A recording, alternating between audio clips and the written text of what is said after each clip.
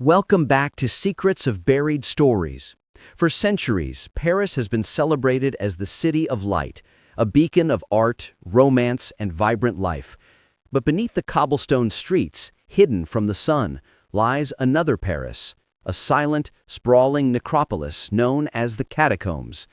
It is a city of the dead, a subterranean empire whose walls are built from the bones of over 6 million souls.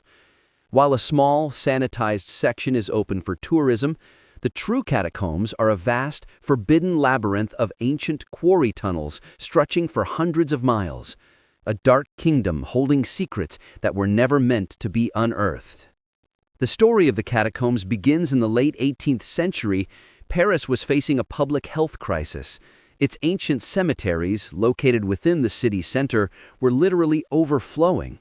Graves were shallow, bodies were poorly buried, and the stench of decay permeated the surrounding neighborhoods, contaminating water supplies and spreading disease.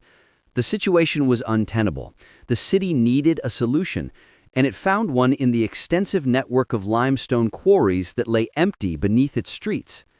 Beginning in 1786, a monumental and macabre task was undertaken. For years, under the cover of night, wagons draped in black cloth would transport the remains from Paris's largest cemeteries, like the Cemetery of the Innocents, to the old quarries. Priests would chant and perform ceremonies as countless cartloads of bones, skulls, and femurs were emptied into the tunnels. It was a somber, necessary procession, transferring the city's dead from their crowded graves to a new, eternal resting place. Initially, the bones were simply piled haphazardly, but later, in the early 19th century, a more artistic and organized approach was taken. Skulls and long bones were arranged into intricate, decorative walls and structures, creating the ghoulishly beautiful ossuaries we recognize today. Plaques with philosophical and religious quotes about death and mortality were installed, transforming the tunnels from a simple boneyard into a profound, contemplative space.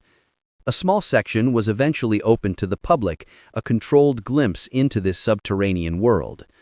But the tourist section is less than a mile long. The true catacombs, the Carrière de Paris, are a different world entirely. They are a vast, uncharted network, mostly illegal to enter, known only to a select few urban explorers who call themselves Cataphiles. These adventurers slip through hidden entrances in sewers, cellars, and metro tunnels to navigate the pitch-black maze. They find more than just the official ossuaries.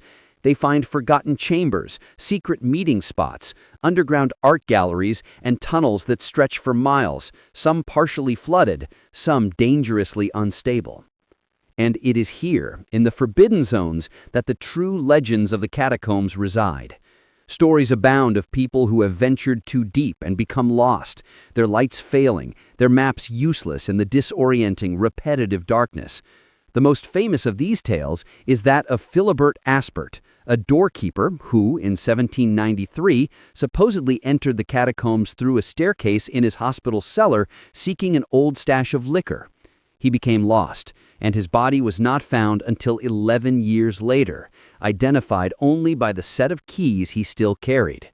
His tomb now lies within the catacombs, a permanent warning to all who enter. In the modern era, the most chilling piece of found footage to emerge from the catacombs has fueled countless nightmares. The footage, supposedly discovered on a camera found deep within the forbidden tunnels in the early 2000s, shows an anonymous explorer navigating the bone-lined passages. At first, the exploration is normal, but his breathing becomes increasingly panicked. He begins to run, the camera shaking wildly, capturing fleeting, terrifying glimpses of the endless tunnels of bone. The sound is of pure, unadulterated terror. He drops the camera, and it continues to film, pointing at the dark tunnel ceiling as the sound of his running footsteps fades into the distance, leaving only the oppressive silence of the deep. He was never identified, and his fate remains a terrifying, buried secret of the catacombs. What could have caused such terror? Was it simply the psychological toll of being lost in a place so profoundly connected to death, where every wall is a reminder of mortality? Claustrophobia and disorientation can easily lead to panic. Or did he encounter something else in the darkness? Cataphiles speak of strange phenomena in the deepest sections. They report hearing whispers when no one else is there, seeing fleeting shadows that their headlamps can't quite catch, and feeling an overwhelming sense of being watched by the millions of silent, empty eye sockets that line the walls. Some speak of a force or presence in the tunnels, something ancient and territorial that doesn't appreciate the intrusion of the living. Are these just tricks of the mind in a sensory-deprived environment? Or is the sheer psychic weight of 6 million souls concentrated in one place enough to leave a permanent, haunting echo?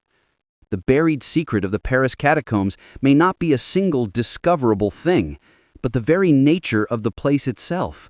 It is a monument to a city's solution to a practical problem, but it has become something more. It is a place where history, mortality, and the human psyche meet in absolute darkness. It challenges our modern sensibilities, reminding us that just beneath the surface of our bright, orderly world lies a vast, chaotic kingdom of the dead. Those who dare to explore its forbidden depths are not just navigating tunnels, they are navigating a landscape of human history and fear. And for some, like the man in the found footage, the price of unearthing its secrets may be becoming part of them forever.